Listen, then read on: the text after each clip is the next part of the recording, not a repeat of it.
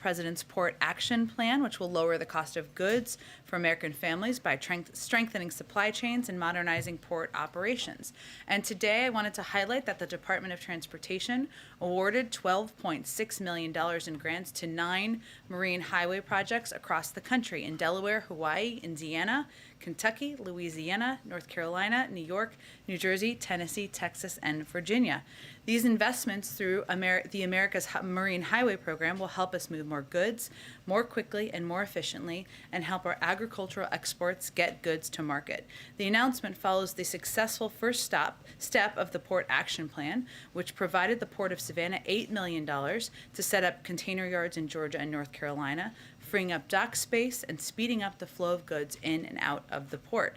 3 container sites are already in operation in Savannah, Statesboro, and Atlanta, and are already supporting Georgia businesses such as Home Depot, Carter, and agricultural exporters. And one more piece of good news for shipping costs. New data today confirms the cost of shipping a container between Asia and the West Coast is more than 25% lower than it was 3 months ago. So about $6,000, I was not a math major, $6,000 lower than it was 3 months ago, as this chart shows you. And that's important for the American people to understand and know, because if the cost of shipping a container is less expensive, it means that more goods can be shipped, that there should be more on the shelves stocked, and that the cost of goods also will come down. We've seen that play out, but this is definitely a positive sign. Also wanted to give you a bit of a sense of the week ahead. We'll have more to come in the coming days, I promise, but I can confirm for you that on Thursday, the President will award the Medal of Honor to 3 Army soldiers for acts of gallantry and intrepidity above and beyond the call of duty. And their stories are so amazing. I just wanted to take a brief moment to highlight a couple of them. Sergeant First Class Alwyn Cash will receive the Medal of Honor posthumously for his service as a platoon sergeant in Iraq on October 17, 2005. Cash was conducting a nighttime mounted patrol when the Bradley fighting vehicle he was in charge of was attacked by enemy small arms fire. An improvised explosive device disabled the vehicle, causing it to become engulfed in flames. After extracting himself, he set about extracting the driver and his peers trapped in the troop compartment. Despite the severe 2nd and 3rd degree burns covering the majority of his body, he repeatedly entered the burning building to retrieve his fellow soldiers. He selflessly refused evacuation until all of the other wounded soldiers were evacuated. His heroic actions at the cost of his life saved the lives of his teammates. Also being awarded a Medal of Honor is Sergeant First Class Christopher Solis, who will receive the Medal of Honor also posthumously for service as the leader of the Special Operations Unit in Afghanistan on July 12, 2018. Sergeant Solis led an operation to clear an area of enemy forces. When a large enemy force attacked, Sergeant First Class Solis voluntarily exposed himself to intense enemy fire multiple times to retrieve and employ a heavy weapon system, direct and lead a medical evacuation via helicopter, and act as a physical shield for his team, the aircraft and its crew. After being hit by enemy fire, he motioned to the aircraft to depart rather than remain to load him.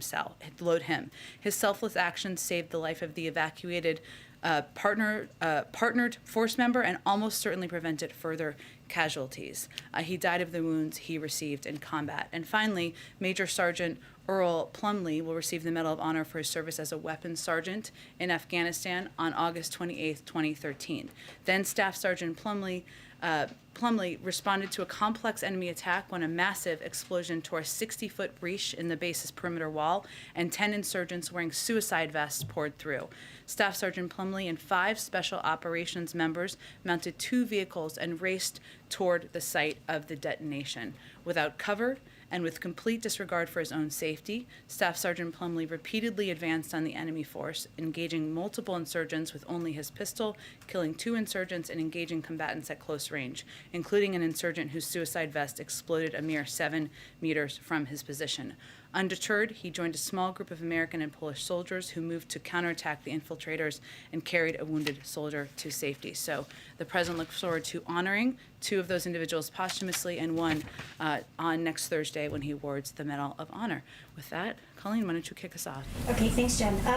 I wanted to ask 2 questions. One is, can you talk a little bit about the White House outreach to Senator Manchin and other senators on the Build Back Better Act in relation to the recent CPI index reports today. And then the second question is, I wondered what else the White House can do or should be doing with regards to women's reproductive rights, given everything that's happening. Specifically today, there was a ruling out of Texas that keeps the restrictions intact while the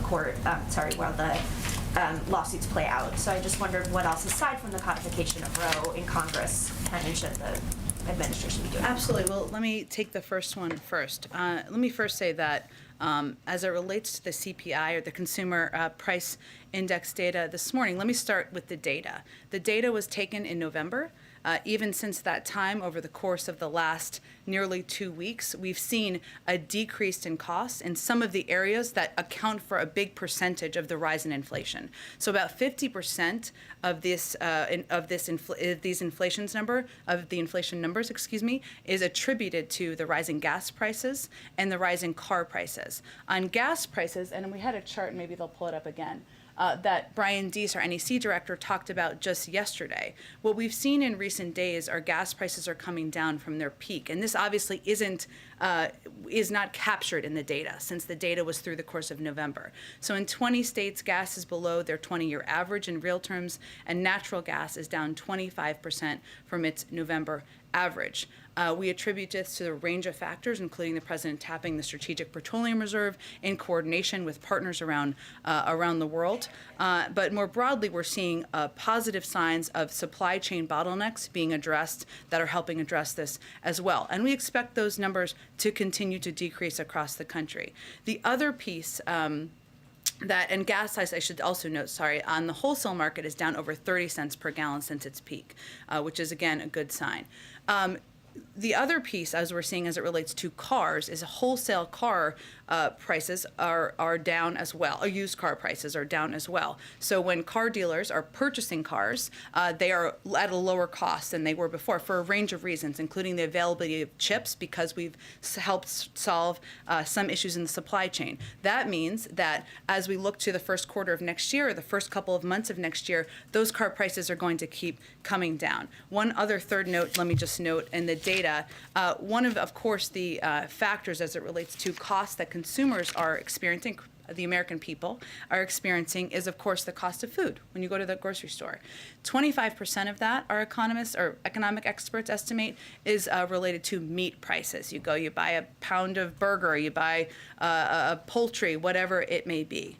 And our assessment here, and we've taken steps as it relates to our competition agenda, is that dominant corporations in these industries are taking advantage of their market power to raise prices while increasing their own profit margins. Meat prices are a very good example of that, something we're working to crack down on. And just to give you a sense, gross profit margins for big meat processors are up 50%, and net margins are up over 300%. That should not be the case. That is not all attributed to supply chain issues, et cetera. So I just wanted to dig into some of the data things there first, but I will note as it relates to how we have these conversations now with this data out, our argument is that this makes passing Build Back Better even more imperative, even more important, because what Build Back Better will do is it will start cutting costs early next year, including for childcare costs, cutting them in half in 2022, making preschool free for many families starting in 2022,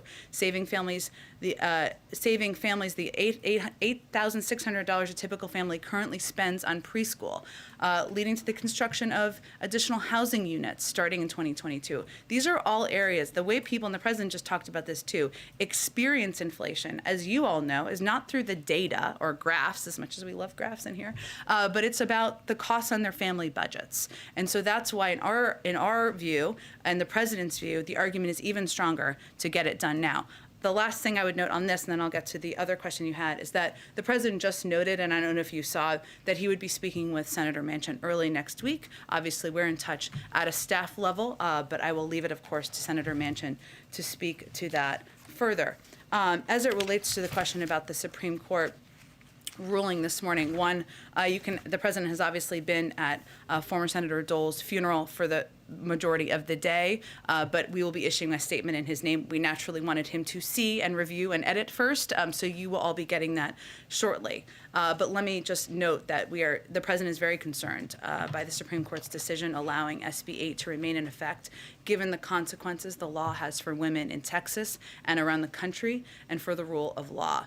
I know you noted this, but I would just like to reiterate that the president is deeply committed to the constitutional right recognized in Roe v. Wade, and he has argued and advocated in the past for codifying Roe through passing the Women's Health Protection Act. And the ruling this morning is a reminder of how much these rights are at risk.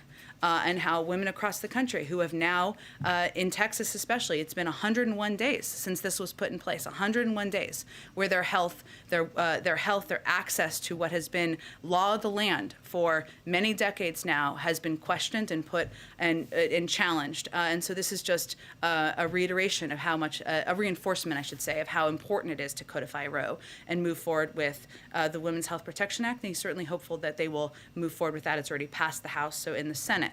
I would note in terms of additional administration actions, HHS announced a department-wide response to protect patients and providers in response to Texas Law SB 8. These actions include, and they will continue to be built upon in coordination with the Gender Policy Council here, issuing Title 10 grant support for health service providers, with Title 10 grantees receiving significant funding to support expansion of family planning services, as well as plan to expand access to emergency contraception and family planning services to any eligible applicant. These are steps that have already been underway, but we will continue to explore what more can be done. All right, go ahead, Jeff. Jen, what are the next steps in the U.S. process to extradite Julian Assange after the latest UK court decision? Well, this is really a case it's an ongoing criminal case, so I'd refer you to the Department of Justice and their statement. The president is committed to an independent Department of Justice, and so we'd really let them speak to any next steps.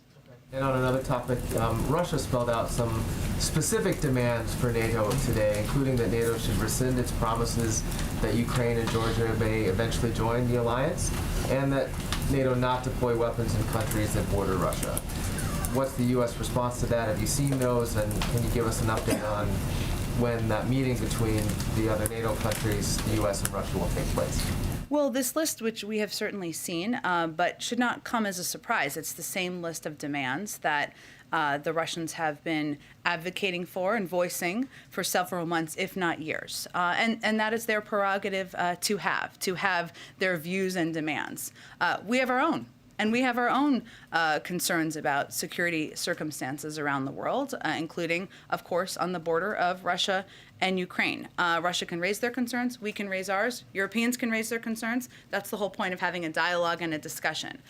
While I don't have an update on what format that may take, which I think is the second part of your question, it's important to note that there have been formats for conversations about European security with Russia for 70 years, approximately. And many of those are formats that could work, and we are open to being the format moving forward. I would note also that even as we're determining what that looks like, we have been engaged on a daily basis with all of the players here, our European partners, at a range of levels. Obviously, you saw the president have the call with the B9 leaders yesterday, as well as the Ukrainians, but we are in touch through senior officials at the State Department, in the White House, and we will continue to be. But I don't have any update at this point on the format. Go ahead. Thanks, Jen. The president said just a few moments ago that he thought that inflation may be at its peak right now. Is that the determination of your economic team when they analyze kind of the state of play in the market right now, or where is he kind of what's he basing it on? Well, I think if the president were standing here, I know he's always invited, which may be the next thing someone says, but which is okay. You're invited if you're listening. Would be that we, of course, defer to the Federal Reserve and their assessments that they make as they make predictions about inflation. They are predicting, as outside economists are, that inflation will come down next year. So we would really defer to them, as would the president. I think I have not obviously had a chance to speak to him post his comments, because it was just shortly not so long ago. But I think what he is in his mind, as he went on to articulate, is what we're doing to lower costs for the American people. And that's how he sees it, is, of course, inflation is a term we use here. We use it at the Federal Reserve, a very important economic term. The way the American people experience this at home is costs and what things cost, whether it is the cost of gas or natural gas, heating your home or putting gas in your car. We're seeing those prices come down. Or whether it is buying a car, again, we're projecting those prices will come down. We're obviously working to bring the cost of food down. So we are seeing those move in a good trajectory and in a good direction, and I think that's how he was articulating it. And then you guys have been consistent on your argument as it relates to Build Back Better and inflation now for weeks, if not months. Senator Manchin has been consistent in his position for weeks and not months. Obviously, something is going to need to change in that dynamic on the senator's side of things for him, I presume, to support Build Back Better. What changes in your argument that resonates with the senator, given his long-held positions here on inflation? Well, we will certainly let the senator speak for himself. He will, of course, be speaking with the president, as the president alluded to early next week, and I would expect the president will convey much of what we've conveyed publicly, that while we've seen costs increase in some areas, and we've seen them move in a good direction in some areas as well. What we need to do now is think about what we're going to do about rising costs. What is our plan to address rising costs? You saw every single Republican in the House vote against Build Back Better. What were they voting against? Yes, they were voting against the president's agenda. They were also voting against lowering costs. They were voting against lowering costs for childcare, lowering costs for elder care, lowering costs for health care. And I think the not argument, because he has a very good working relationship with Senator Manchin, but I think the case he will make is that this is exactly the time to pass this bill and move it forward so that we can lower costs for the American people on all of those topics, including insulin and areas that really force American families to pinch pennies. Go ahead. On that same point, though, just politically, do these numbers make it more challenging, you think, to pass Build Back Better, given the fact that opponents and even Manchin argue that pouring more money into the economy will only make things worse? Well, what we know is what 17 Nobel laureate economists have conveyed, which is that this will help address inflation. We know that economists across the board, many across the board, have conveyed that this will help address what we see as rising costs. And we also know that for American families sitting at home, they don't necessarily think of it as what the data and what the economists are saying. They think of it as what their weekly budgets are, what their monthly budgets are, and which leader has a plan to address that. So actually for us, politically, arguing we're going to bring down the cost of childcare, we're going to bring down the cost of preschool, we're going to make affordable housing a reality, and on the other side of the aisle, you have people who are opposed to lowering that cost, is a pretty viable argument. And on the timeline here, just to put a finer point on it, you noted the costs are already going down that may not be reflected in this report, and that you may see changes next year. But if you're an American at home worried about these rising prices, how long do you think Americans should be prepared for these increased prices to persist? Well, I think the way the American people look at it is not through data. Right? They look at it through how things are impacting their lives. So what they can know is that gas prices are coming down in about 20 states across the country. We expect that to happen in more. Natural gas prices are coming down. That means if they're looking to heat their homes, it was a very cold day here yesterday, for other cold days around the country, those prices are coming down. If they're looking to buy a used car, those prices should come down early next year. And also there are steps we're taking to address areas of where we see prices increasing, like when they go to the store to buy some, burgers for a barbecue, that we're working to go after meat conglomerates for raising prices and jacking prices up. So it's area to area, but what we can tell them is where we're seeing progress, where we're still going after the problem, and what we would also convey to them is you should look closely at who has a plan here and who's just shouting from a megaphone about it being a problem. We all agree it's a problem. It's who's going to do something about it. And how worried are you that the Fed may have to raise interest rates? We really, of course, defer to the independence of the Federal Reserve in making those decisions and what they feel is right for the economy. So I wouldn't say we're worried. We leave them to their independent assessment of what's needed. Go ahead.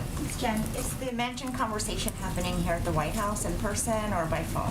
I don't have anything on the format, and obviously we've been in close touch with Senator Manchin, but I just was echoing what the president said just a few minutes ago. And then on Assange, the High Court issued its ruling in part because of assurances from the administration that Assange would not be kept under the harsh conditions that are typically reserved for high security prisoners. Can you talk about what assurances those were and where he might be held? Well, it's really all through the Department of Justice, which is where those discussions would happen, so I'd really point you to them. Okay. And then one more on COVID, because the president received a briefing yesterday. Is there anything you can share about what the doctors told him, especially because it's been about 2 weeks since Dr. Fauci said it would be 2 weeks until we had more definitive information about Omicron? Well, he said it would be 2 weeks, a few weeks. Obviously, we want to wait until there's an assessment that the doctors feel comfortable and confident in providing to the American people. I don't have an update for you here today, but as soon as they have an assessment to make, they will make it. There's also a briefing this afternoon with the COVID team as well. Thank you. Go ahead. Thanks, Jen. Republicans are circulating a modified version of the CBO score for Build Back Better. In their version, it included extensions of programs without being paid for, which we understand is not how the president put forward this legislation. But the reason that they're saying they did that is because Lindsey Graham says, if you believe these programs are going to go away after 1 or 2 years, you shouldn't have a driver's license. We all know child tax credits are not going to go away after a year. What does the White House say to that? Well, to quote of all people Norm Ornstein at the American Enterprise Institute, who put this quite well, quote, "You can't assume programs will be extended just because Lindsey Graham wants to assure that. An estimate based on what's not in the bill is bogus and fundamentally dishonest." I mean, this is not a CBO score. This is a fake CBO score. It's not about the existing bill anybody is debating or voting on. This is about proposing the extension of programs that has not been agreed to without the commitment of the president, which he's made repeatedly publicly, that he would never support extending these programs if they weren't paid for, period. That has been his commitment. That is his commitment. I would also note that there's a particular irony here that it shouldn't be lost on Senator Graham. Maybe it is lost on Senator Graham. I don't know. That the plan they proposed and passed into law, the 2017 tax cuts, were $2 trillion, which were not paid for in any way, shape, or form. That didn't seem to upset them at all. And I will say, and they can thank us in any way they would like for this, that what our projections and the projections of our economists predict is that for our plan, as this plan continues in the second decade, it would actually reduce the deficit by $2 trillion. So we're actually covering their irresponsible tax cuts to corporations and net wealth individuals. They're very welcome for that. Thank you. And then on crime, the National Sheriff's Association alleged that they haven't seen the kinds of federal support to crack down on crime that we talked about here in the briefing room earlier this week. I already have lengthy statements from the White House and the DOJ detailing and countering some of the points that they made. But more broadly, if the feeling among communities and law enforcement groups is that things are getting worse and not better, and that they're not visibly enough seeing results from what the White House is doing, how can the White House project a stronger image that they're tough on crime and crack down on this? Well, Jackie, I would first say that we recognize, and let me just reiterate, that we agree that violent crime is a serious problem. We have concerns about what we've seen, serious concerns about retail theft in a range of communities across the country. And I know you are aware of this, but we have actually taken some what we would consider serious steps to help work with these communities, whether it's plussing up police forces in San Francisco and LA, or having the FBI work directly with the LA Police Department to address areas where we have seen an increase in retail theft. I would also note that what the president has proposed, and obviously we're on the CR short-term budget right now, is an increase and a plus up in funding for the COPS program of almost $300 billion more than what was proposed by the former president, because he believes that police departments and law enforcement should be properly funded and supported. That is something he's been a believer in his entire career. So I would say we are committed to, but we have proposed additional funding. We are working directly now, and obviously this work is ongoing. One real quick one on the Jussie Smallett verdict. Both the president and vice president tweeted at the time of that attack President tweeted, "What happened to Jesse Smallett must never be tolerated in this country. We're with you, Jesse." The Vice President called it an attempted modern-day lynching. Since the guilty verdict, are there any lessons learned here on rushing to judgment when a crime is alleged? I think there are lessons learned perhaps for everybody who commented at the time, including former President Trump. I wish April Ryan was here because I think she asked him the question. Do I see her somewhere or no? Okay. She just left, where he said, "I can tell you that it's horrible. It's doesn't get worse," in response to her question about about Jesse Smallett at the time. I would say that we respect the jury's decision. Lying to the police, particularly about something as heinous as a hate crime, is shameful. Instances of that need to be investigated fully, and those found guilty need to be punished. And false accusations divert valuable police resources away from important investigations. They make it harder for real victims to come forward and be believed. You know, if you look back at the time, it's also true and important to note that accusations of hate crime should be taken seriously, and they need to be fully investigated. But that's where everybody was looking at it at the time. But certainly, knowing what we know now, it's important to also note the danger of lying to police and lying about hate crimes and the fact that it diverts important resources. Go ahead, Kristen. Thank you, Jen. I know you've gotten some questions about the timeline of inflation, but let me just try again in this context. I think it bears repeating because now we have the numbers. Fed Chair Jerome Powell said that transitory is no longer the right way to describe inflation. He said it now appears that factors pushing inflation upward will linger well into next year. I asked Brian Deese this question yesterday, so let me put it to you today. Given what Jerome Powell is now saying, does the administration, does the president acknowledge that inflation is more entrenched and not transitory? Well, Kristen, I would say that I can't speak obviously for Jerome Powell, but I think part of the point here is that it doesn't really matter what you call it. Our view, but more importantly, the view of the Federal Reserve, which he oversees, private sector forecasters in the markets, has been and remains, and has been for months, that inflation will ease over time. That is the projections of the Federal Reserve. That is the projections of outside forecasters, and that it will ease next year. And that our supply chain issues and higher prices are rooted in the pandemic, which will subside as it gets under control. So I can't parse for him his comments, but they make projections on a regular basis, on a predictable basis, which is important for the markets, important for people to look to, as do we, which I think is the most important thing to watch. They are predicting, as they have for months, which hasn't changed even when he made those comments, that it will subside next year.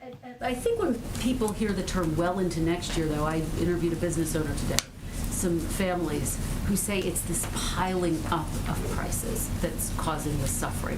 What do you say to those families who are suffering and they hear a term like well into next year and they feel panicked? I would say that we take the rise in prices and that impacts individual families, small businesses, anyone across this country incredibly seriously, Kristen. And that's why it's so important to note and to detail, as I did at the beginning, but I can highlight a little bit more, what the president is doing and what this administration is doing to lower prices. And that includes using every lever at our disposal to lower gas prices, something that's impacting people across this country. We've seen some progress. 20 states across the country, we've seen it go down. We expect that to increase. Another key driver in these inflation numbers is the price of cars. We're seeing wholesale car prices come down. That means when families go to a lot to buy a used car, first quarter of next year, the prices will be lower. And we're also using tools at the president's disposal to go after meat conglomerates, where we're seeing when people go to the grocery store and a pound of meat is more expensive than it should be. We agree. That's less related to supply chain issues. A lot of that's related to the actions these conglomerates are taking to take advantage of the American people and the industry. So what people should understand is that the president is focused on bringing down costs in all of these industries, how they're impacting their daily lives, which is what's most important to him, and that also getting the Build Back Better agenda and bill passed will help lower a range of costs that impact people's bottom lines, their pocketbooks, their budgets. And obviously the child tax credit is a part of the Build Back Better plan. I asked you about this yesterday, if there's any discussion about pulling it out as a standalone piece for the families who rely on that tax credit. Will the president say to Congress, don't leave until we get this done? to make sure that that child tax credit does get extended? What's his plan for that? I think it's important to note that there's not a single Republican who supports extending the child tax credit, unless they want to speak out, and if they do, they're welcome to join us in supporting the extension of that. We believe that the full package, the entirety of the package, has key components that will lower costs for American families. That's what we're advocating to push to pass. That's what Leader Schumer would like to do and see passed, and that's what our focus is on at this point in time. Go ahead. Thanks.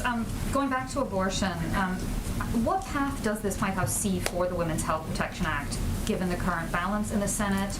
Would you advocate for a filibuster carve-out in order to pass that bill and protect access to abortion? I would say that we would like to see that bill come up for a vote in the Senate. We would like to see that bill move forward, but in terms of the mechanism for that, I don't have anything new on that. We will defer to leaders in the Senate. And then also, there's some reports today about conversations among senators about potentially exploring a rules change to expedite ambassador nominations.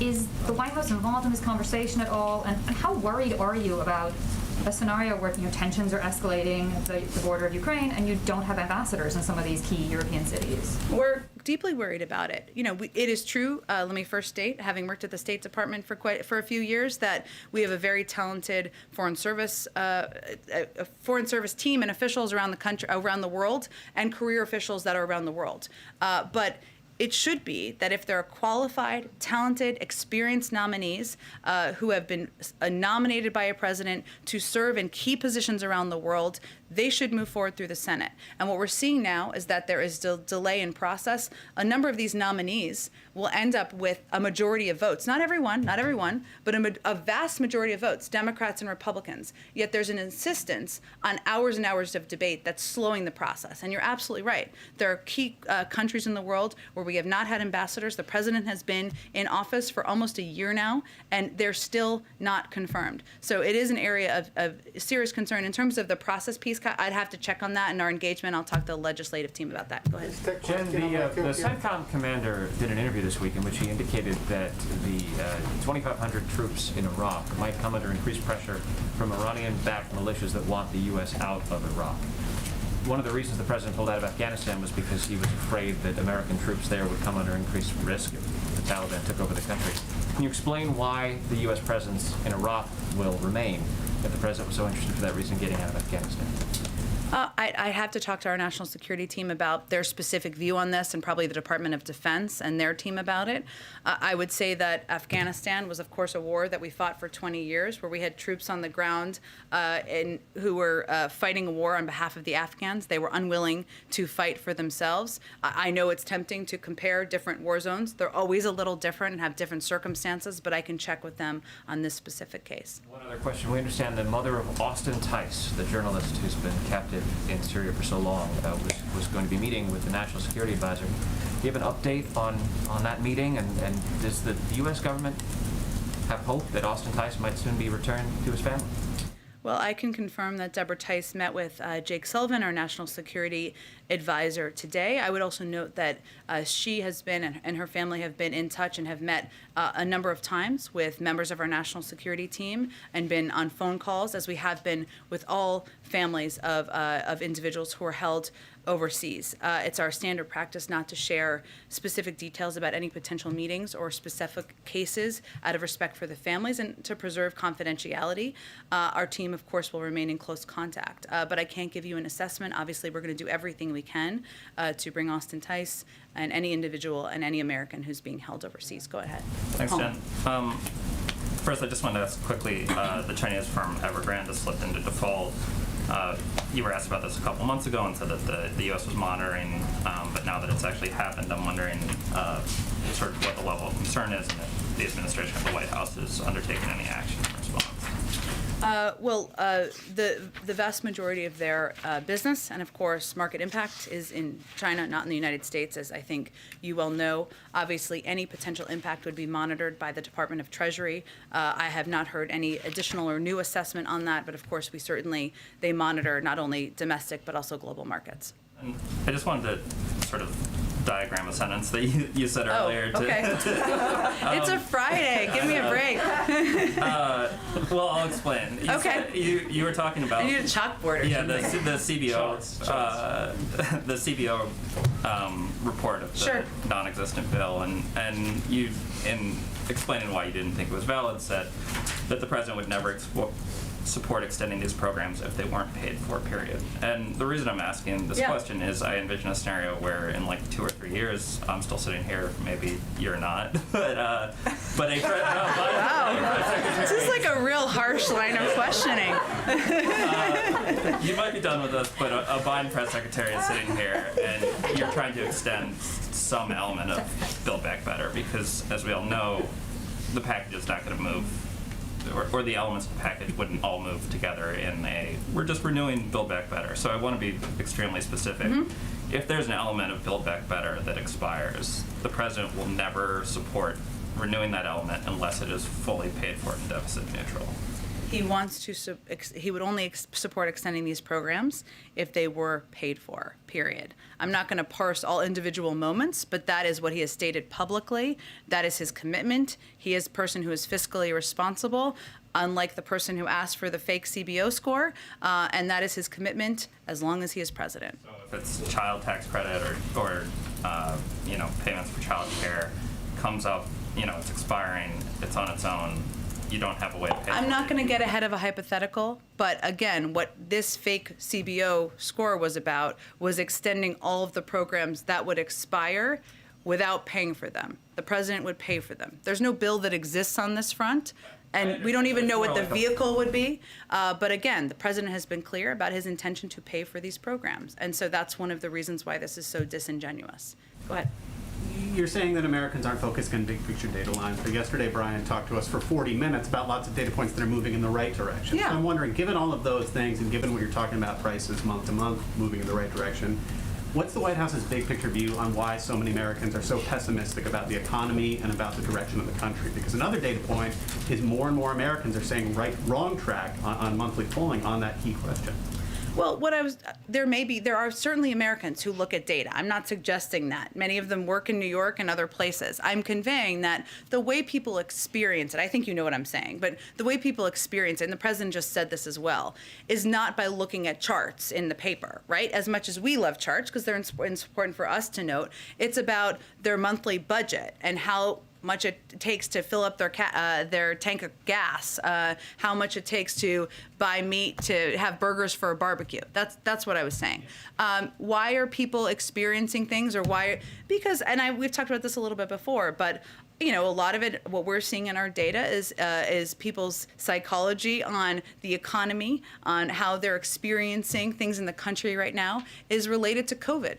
And the fact that COVID, we're still in a fight against this virus. People expected it to be over sooner.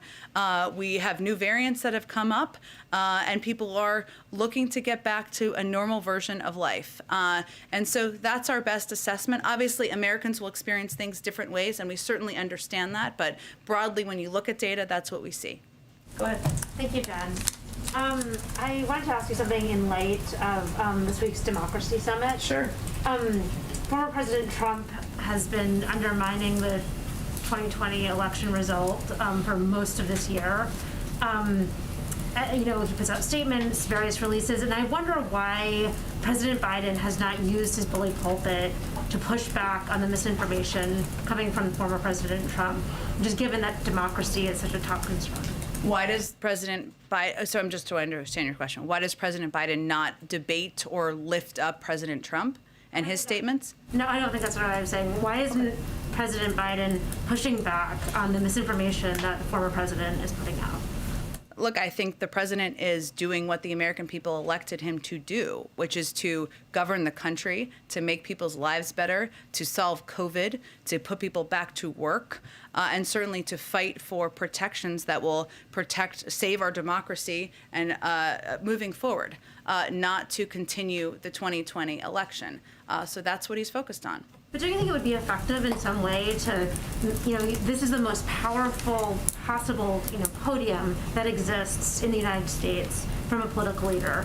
Therefore, has there been any discussion of the president giving some kind of address to the country and speaking clearly about what did and did not happen and clearing up misinformation, particularly as democracy is very fragile? I think the president has spoken very clearly, and facts back this up, about the fact that the majority of the American people voted for Joe Biden to govern this country, that it went through dozens of courts who threw out attempts to change the outcome of the election. But we've made an assessment, which hasn't been the assessment made by everybody, that elevating and giving more fire to the conspiracy theory-laden arguments of the former president isn't constructive, nor is it what the American people elected him to do. Go ahead. Thank you, Jen. First, President Bukele of El Salvador posted some apparent screenshots alleging that Jean Maynes of Southcom intervened to try and free another politician in El Salvador. And he alleges that she was intervening to try and free another politician who was allegedly assisting gangs in the area of El Salvador. Is the president aware of this interaction between Maynes and President Bukele? And also posting WhatsApp screenshots of a U.S. diplomat. What does this say about the U.S.'s relationship with what was once an intended partner to curb irregular migration north? Sure, Zolan, it's a great question. I don't have all the details on the specific case, not case, but the specific details of this this incident that you're referring to. So I can't speak to whether the president's aware of it. Obviously, he's regularly briefed by his national security team, but I'll talk to them and see if there's more details on it. Okay, great. And then on MPP, the Homeland Security Secretary was asked about the expansion of MPP yesterday, of including Haitians. I know you were asked about this earlier this week, but when asked about the expanding it, he said, "We felt the good faith implementation of this program required us to act." Why is it that expanding a policy to include more migrants, a policy that the president has referred to as inhumane, is acting in good faith? Well, I think as the secretary has also stated, and I've stated too, we don't agree with this program. We find it has endemic flaws. It's imposed unjustifiable human costs, pulled resources and personnel away from other priority efforts, and failed to address the root causes of irregular migration. I'd also note that they made some changes to the program to attempt to instill some more humane components, even of a program that we are opposed to. In terms of how we're implementing it, I mean, my understanding, but I would really point you to the Department of Homeland Security, is that we are abiding by this court order and working to implement that as we see the requirement. But beyond that, I would really point to them for more details. The court order didn't specify expanding it to other nationalities, including Haitians. So, I mean, with everything you just said, given that the administration has, in court documents, criticized this policy, I mean, why then expand it for this other population that the Trump administration did not include either? Well, I would say, first of all, the Trump administration allowed this program to continue, separated families and mothers from their children, and had an absolutely inhumane and horrific approach to immigration. So I don't think there's any point of comparison there. I will check and see if there's more details on this to share with you. The last one I have is just with this this tragedy involving a truck crash with more than 50 migrants that were killed. That's the initial reports. Just initial reports from people on the ground say that that truck was intending to come to the U.S. border, that those folks were trying to come to the U.S. Is the president, is the administration reaching out to Mexico, to partners in Central America this morning? Does this cause for a certain reevaluation of the strategy to deter migration north? It would really come through the Department of Homeland Security, that kind of outreach. So I would point you to them for any more detail about a connection with the Mexican government. Or the vice president at this point? I can check and see, but I suspect that conversation would first happen through the Department of Homeland Security. Go ahead. Oh, go ahead, Karen. Thanks, Jen. Retail sales recently have been strong, even with prices increasing. Does the White House think that will continue, or is there concern about consumers starting to scale back due to higher prices? We have seen retail sales up. I mean, it is the holiday season right now, so without being an economist, I suspect that retail sales are often up around the holiday season as people are engaging in retail therapy or what have you this time of year. In terms of whether it will come down and be, I think I would assume you mean below what the typical trend would be. We haven't seen that to date, but I don't have any economic projections of what we expect on that front, or I have not heard an expectation from economic team that we expect them to come down.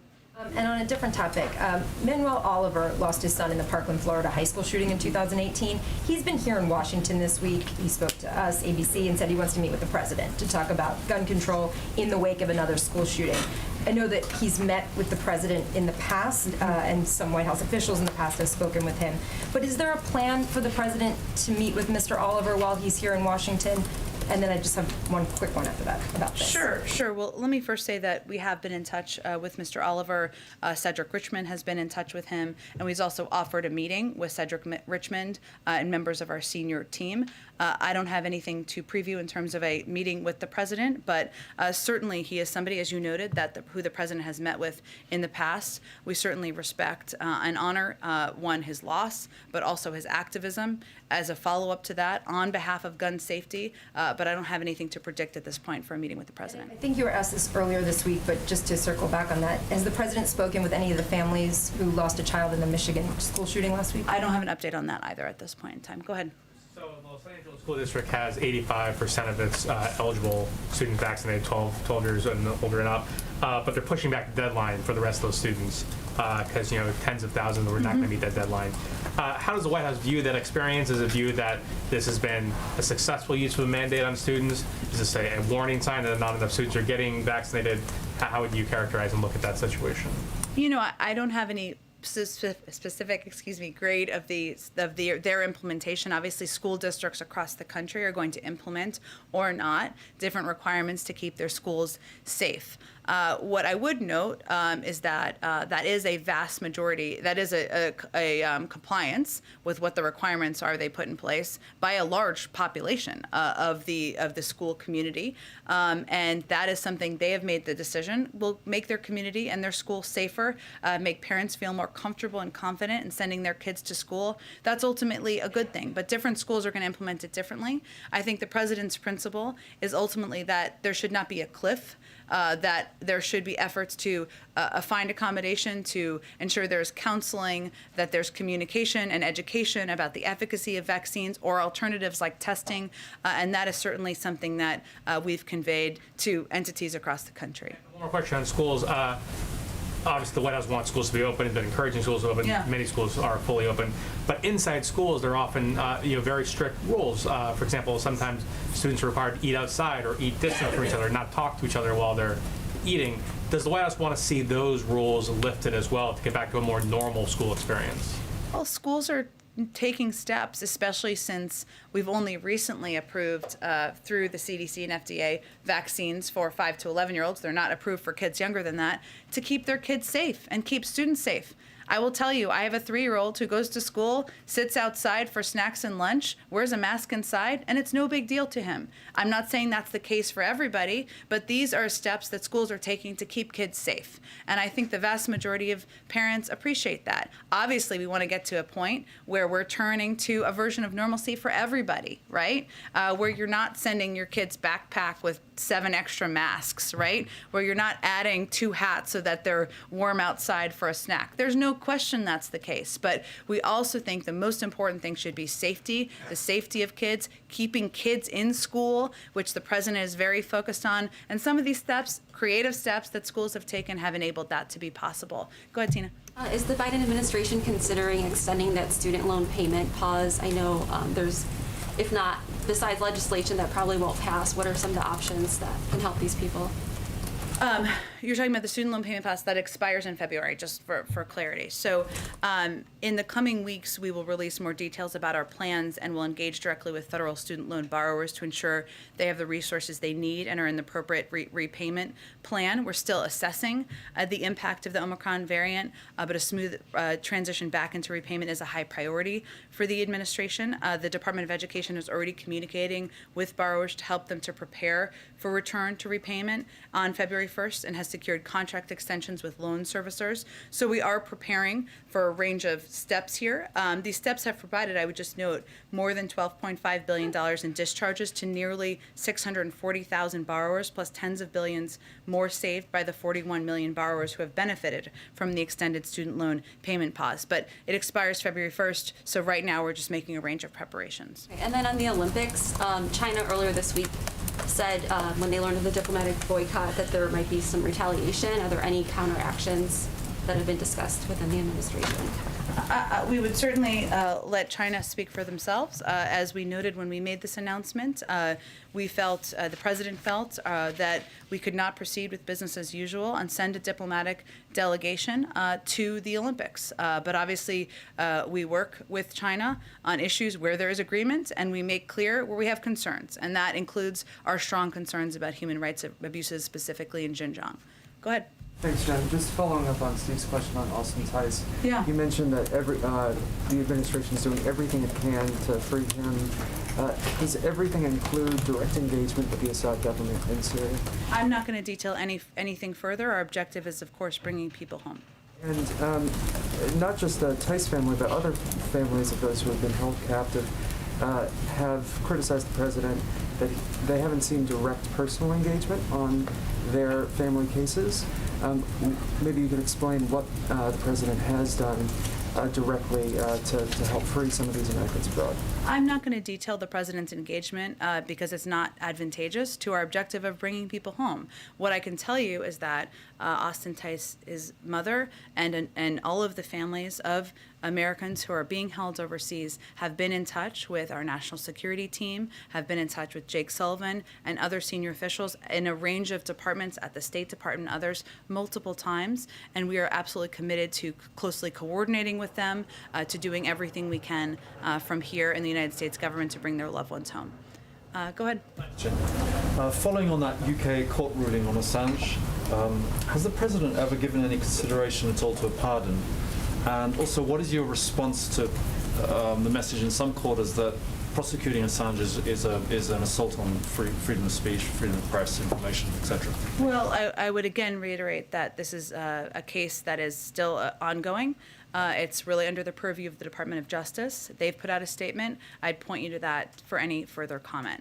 I would say, broadly speaking, outside of this case, that the president has been an advocate for freedom of speech, freedom of press. He's holding a 2-day democracy summit that's wrapping up today. The freedom of media and press is a central component of that. He announced an additional tranche of funding to ensure we're advocating for that. And he is somebody who's going to continue to advocate that domestically and internationally through the course of his presidency. Go ahead, Nadia.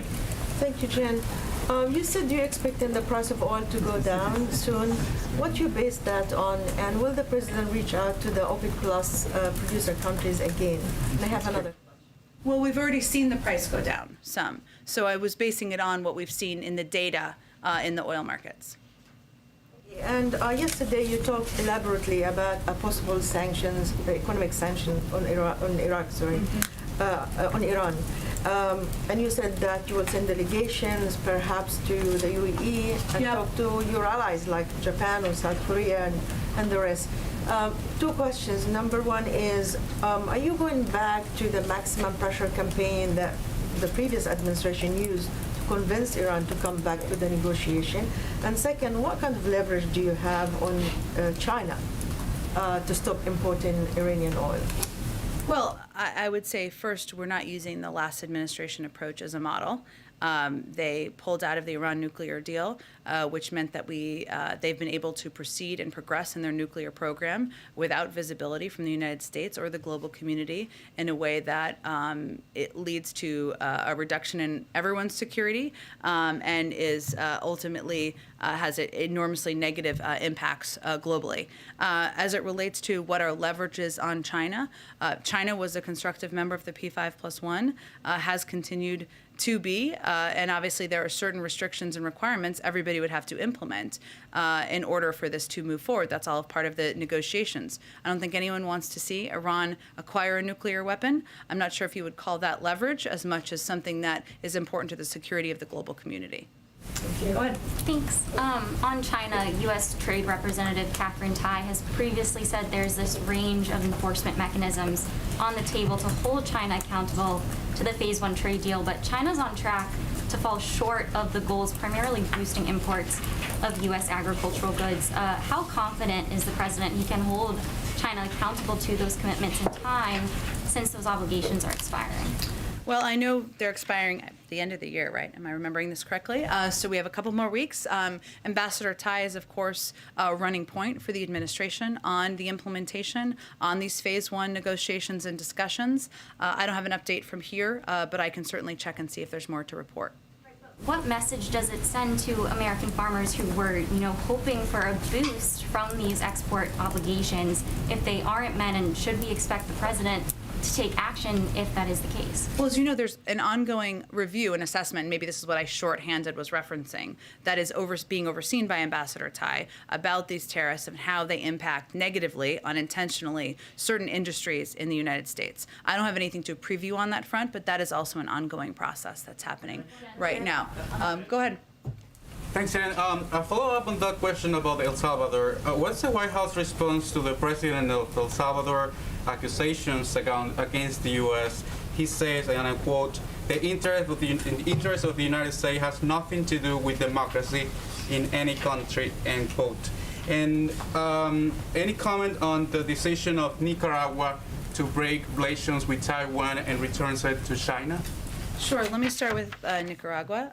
The decision deprives Nicaragua's people of a reliable and democratic partner in Taiwan. Taiwan is a like-minded democratic partner, a steadfast partner, and friend to countries throughout the region. We encourage all countries that care about democratic institutions, transparency, the rule of law, and promoting economic prosperity for their citizens to expand engagement with Taiwan. We refer you to the State Department for anything further, but I would note that they put out an extensive statement on that. Go ahead.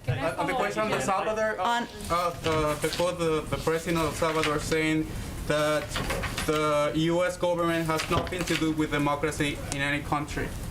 It's hard for me to even know the context of that statement. The United States just hosted a 2-day democracy summit where we announced an extensive financial commitment to contribute to the preservation of democracy around the world. As the president conveyed, democracy works best with consensus and cooperation, and he's also noted that we all need to continue to work harder to preserve our own democracy. I don't have an exact reaction to them.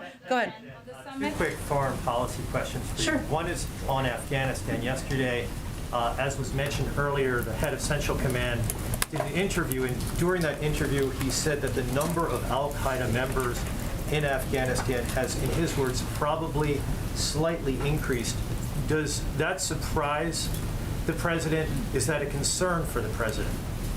Well, I would say first that President Biden made clear from the start of the Afghanistan withdrawal process that it's critical for us to retain our over-the-horizon with counterterrorism abilities, our abilities to prevent, detect, and disrupt terrorism threats without having a permanent military presence on the ground that could be a target.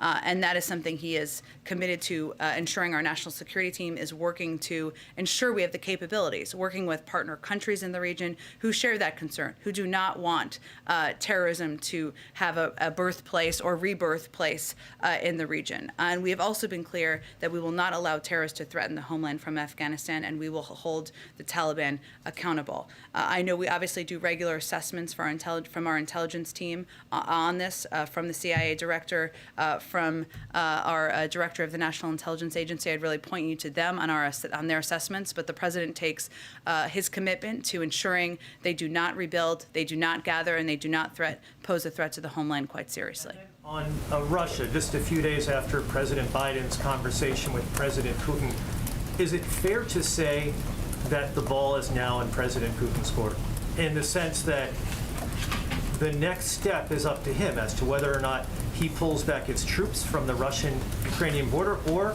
he moves into Ukraine? What's your assessment there? Is that a fair, accurate assessment? Well, I would say first that our objective continues to be diplomatic discussions. And to go back to Jeff's earlier question, those could take a range of formats. There's decades of precedent on this, and a lot of formats that exist where those could continue, and those could, and that is really our objective and our focus. Those would not, of course, involve just the Russians. Our overarching approach here is that we're not going to have conversations without the key players involved, whether that is conversations about Ukraine without Ukraine or conversations about NATO without NATO. Those are our principles. So that's really what our focus is on at this point. Obviously, all of this effort effort, a diplomatic effort to date, coordination with our European partners, the president's very direct conversation with President Putin was meant to convey very clearly that if he were to choose to invade, there would be severe and significant economic consequences. Obviously, he is the one who has control over the military troops of Russia, not other countries. But certainly our effort and our focus is to have those diplomatic discussions and have the ball move forward through that channel. I think I'm going to have to wrap it up here in just a moment. Let's go ahead. Thank you, Jen. I have two quick follow-ups. Sure. The first is, you've been consistent on this, and so has the president, about your support for codifying Roe v. Wade. Yeah. What's more, Speaker Pelosi and Majority Leader Schumer have also voiced their support. Has the White House been doing outreach on this, and do you think that you would have the votes to be successful?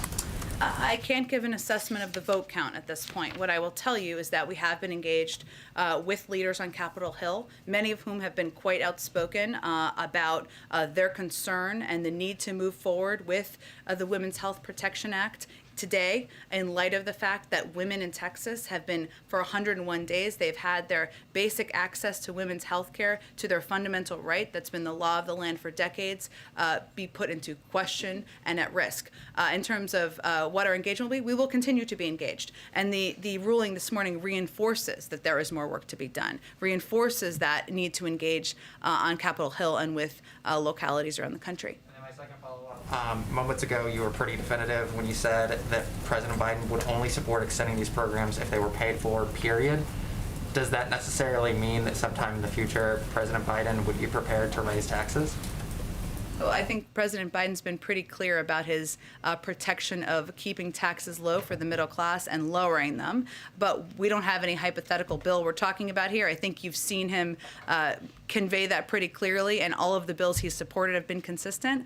But we'll have real conversations when real bills exist. Edward, why don't you do the last one? Thank you, Jen. So you talked about inflation here in the room, the highest we haven't seen since 1982. President's been in office about 11 months. What grade does the president give himself on his handling the economy? I think every president I've ever worked for, I've only worked for two, but they try not to grade themselves. But I will tell you what the president is proud of working on with Congress, with governors, with leaders across the country, is his effort to lower prices for people across the country, whether it's the steps he took to lower the price of gas, whether it's the steps he took from the beginning to address bottlenecks in the supply chain that we're seeing play out now positively in terms of improvements, or whether it's his effort, his proposal to introduce Build Back Better, which will cut costs for people across the country. All right, happy Friday, everyone. Thank you, everyone. Have a good day.